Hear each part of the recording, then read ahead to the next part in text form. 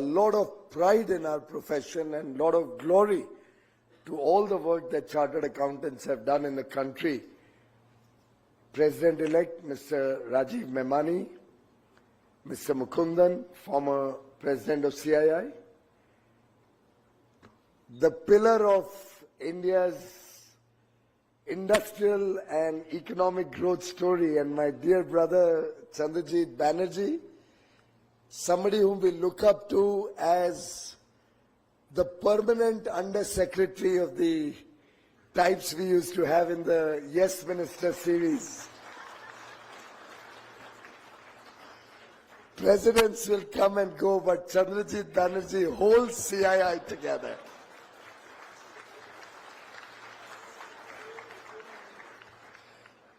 And he keeps us in check also. But truly somebody who's passionate about India, about his motherland, somebody government trusts to be a voice of reason, to be a bridge between business and government. And I truly look up to his very sober and sage guidance on many issues from time to time. Thank you for all the good work you've done, Chandrajit. Keep it up. Excellencies, all the distinguished captains of industry who are in the room today, all the very distinguished members of CII, I see a lot of young friends, and that really is very, very satisfying because that's been on top of my agenda every time I came to CII, that we should become more inclusive, we should get more of the younger people, the next generation into our industry bodies. And lovely to see so many young friends here today, friends from the media, and I see a little bit of an inordinate interest amongst the media about my presence here for a change, for a variety of reasons on which I have no control. Ladies and gentlemen, it's about 7:15. I've attended a lot of your programs of CII, but I must compliment you that this is probably one of the most well-attended annual business summits in a long time, in a way reflecting the India story of 2025. The fact that today this business summit was opened by none other than Shri Rajnath Singh Ji, the Honorable Defence Minister, shows that Indian industry, Indian business and the people of India collectively stand with the country, stand with the government, stand for Operation Sindoor, and are committed and passionate about our sovereignty, the nation's integrity, our fight against terrorism, and Indian industry will not be found wanting anytime anybody tries to even raise a finger on India. Thank you very much for all your support.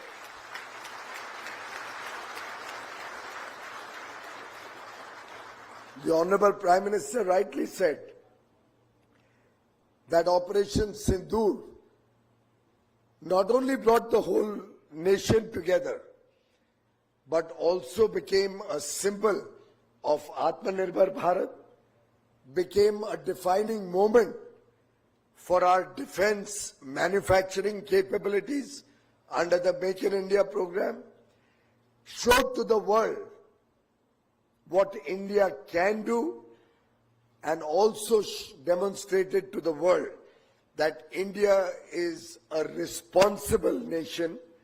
India is a nation that can stand up for what is right and will never flinch a moment when it comes to the safety, security, sovereignty and dignity of 140 crore Indians.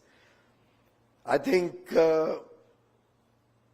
it is also a moment of pride for us that we are well on track, as the IMF has projected that by 2027 India will be the world's third largest GDP. It is also very appropriate that despite all the turbulence, all the volatility, uncertainty, and complexities that the world is going through, and I think that was the subject of your previous session, we continue to be the fastest growing economy in the world, and we continue to power global growth through growth in India. And friends, all of this is only possible when we work to a mission, collectively have a vision, when we are all aligned in our commitment to Viksit Bharat at 2047, when we shall celebrate 100 years of independence. It can only happen when you trust the government and the government trusts business and the people of India. It's a two-way traffic. In fact, I still remember when we came out with the Jan Vishwas bill a couple of years ago,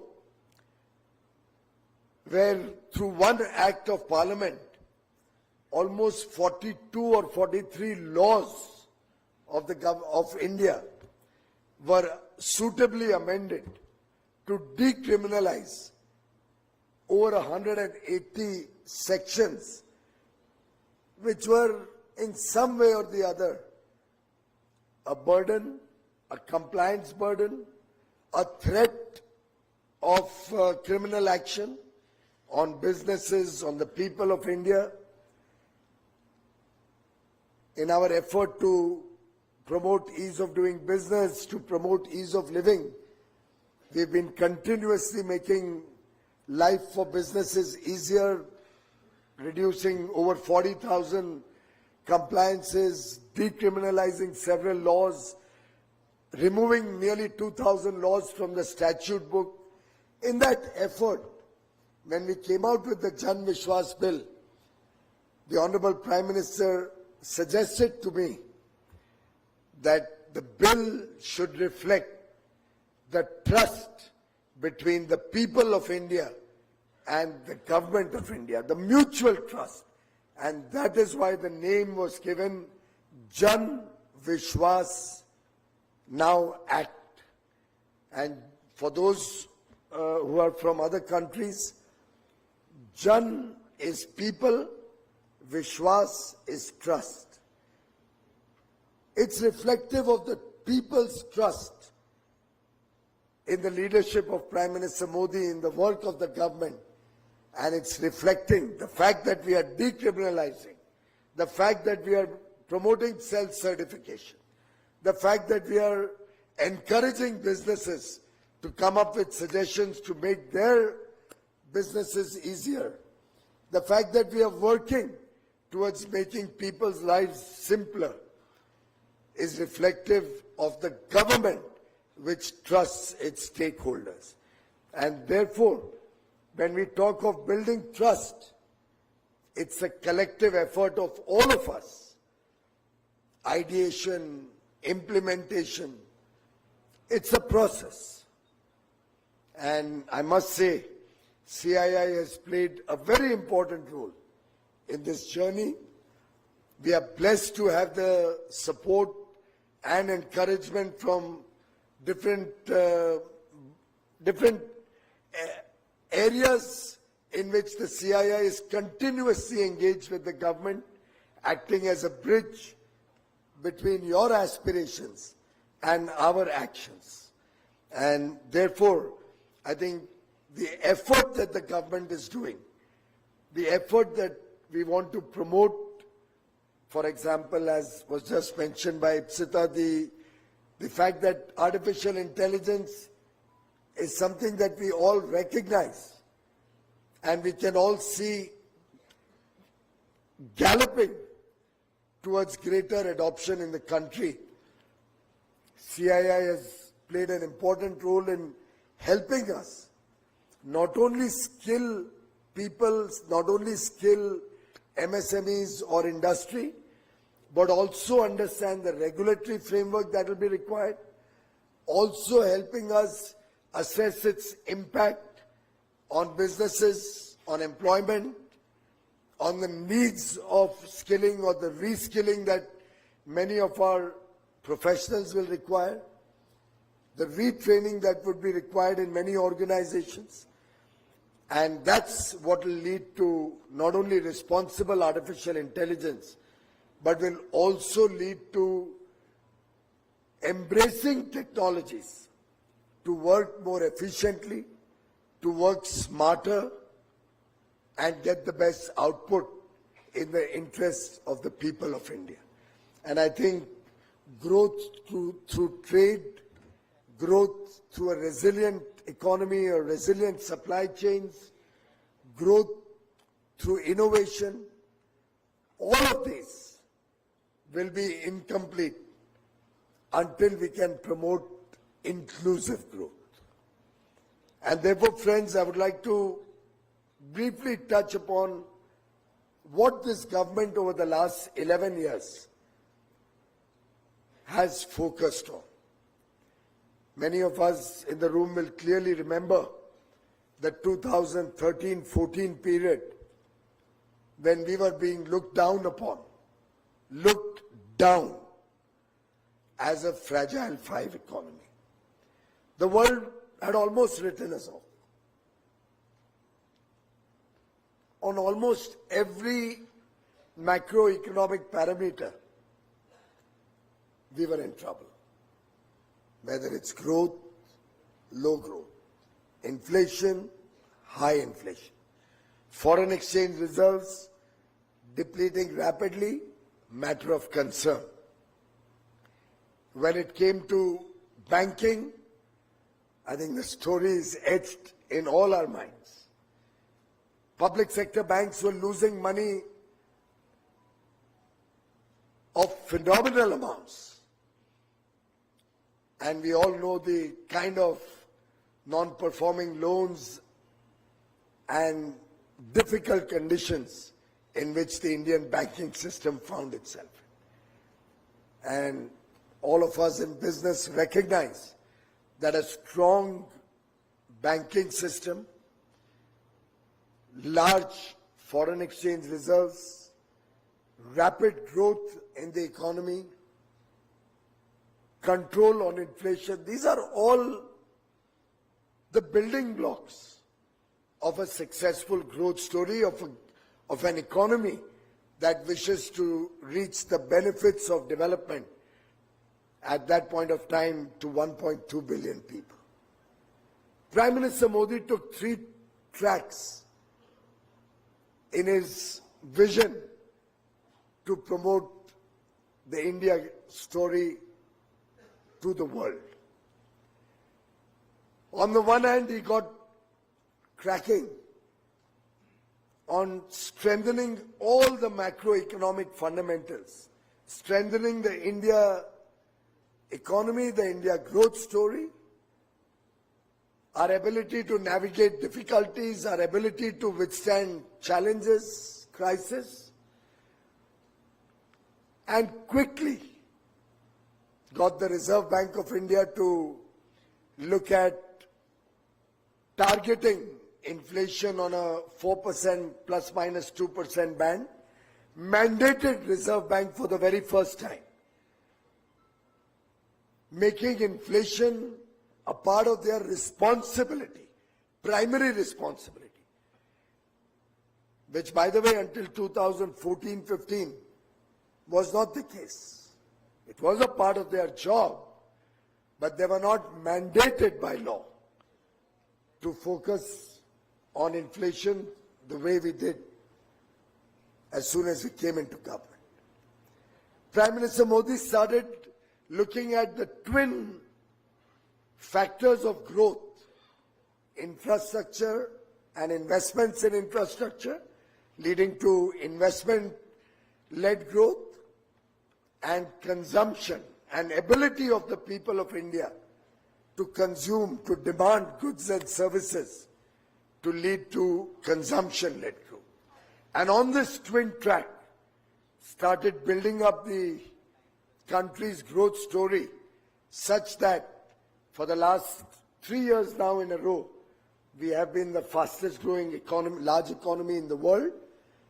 And I dare say for the next 30 years now, we will continue to be the fastest growing large economy in the world.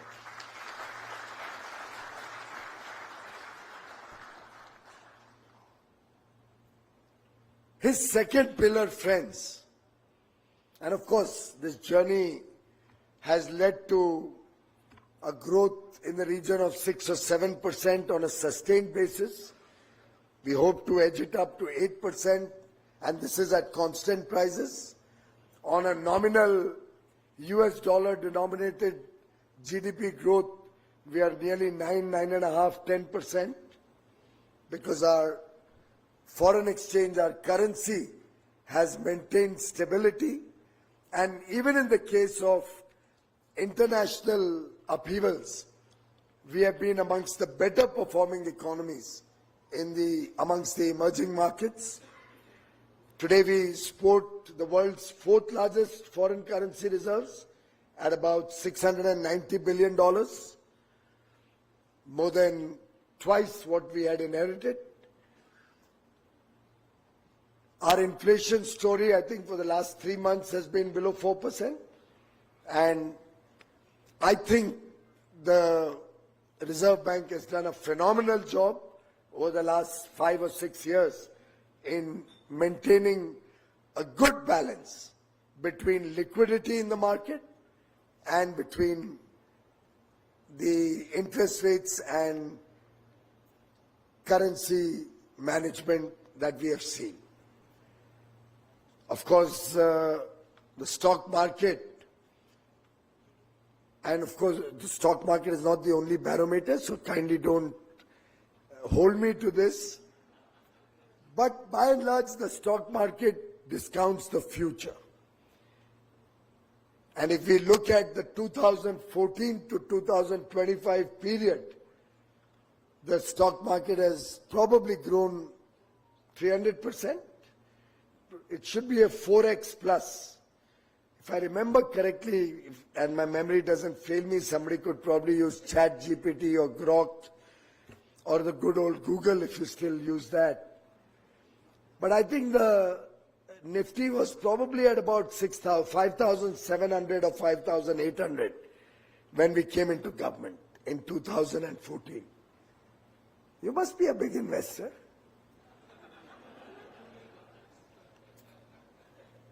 From 5,700 or 800, anybody found the number so far? CII slow, yeah, bhai.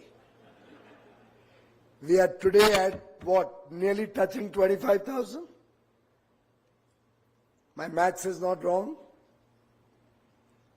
Show me one comparable case in the world which has given this kind of a return on a large base of companies over a sustained decade.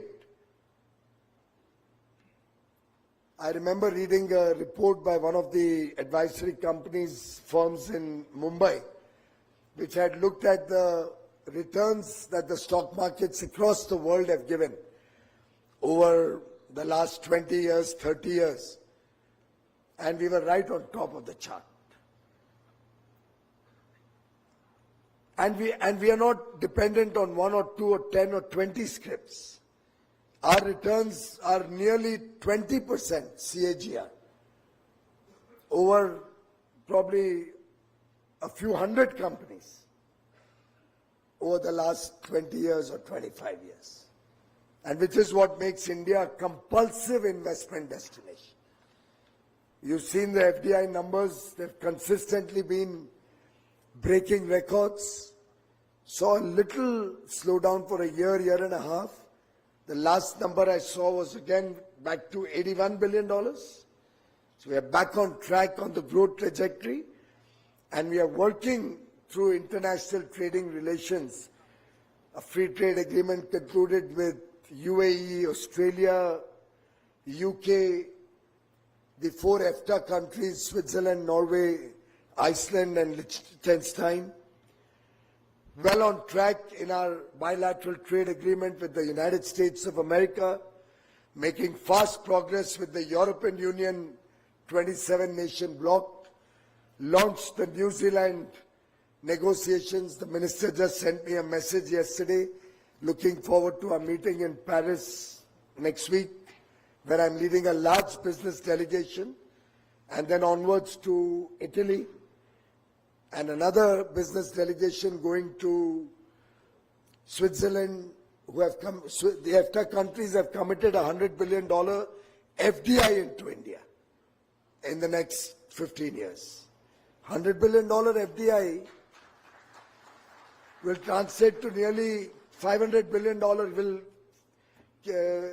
crystallize $500 billion of investment with Indian partners, debt and all of that put in. And then we'll create a large ecosystem around it of possibly another $500 billion. So we are not aiming small, we are not looking small. And by the way, this doesn't include the Norwegian pension fund investment into the stock market. This pure play FDI. And it's the first FTA in the world to have such a clause. I'm told other nations are now starting to think the way India thinks. I'm only trying to tell you that economy and the pillars of the economy we are building up for all of you. On the second track, look at the international image that India has built up today. And that is on the strength of decisive leadership. That is on the strength of 1.4 billion people, providing a large market, providing a large pool of talent, skilled manpower, providing a destination which can grow at scale, both for the domestic demand and with competitive manufacturing, provide goods and services to the world at affordable costs. A country which is today able to navigate every crisis, every challenge, and convert that into an opportunity, into a benefit for the people of India. I'm sure when you go anywhere in the world, the Indian passport today gives you a respect that I suspect none of us would have experienced 10 or 15 or 20 years ago.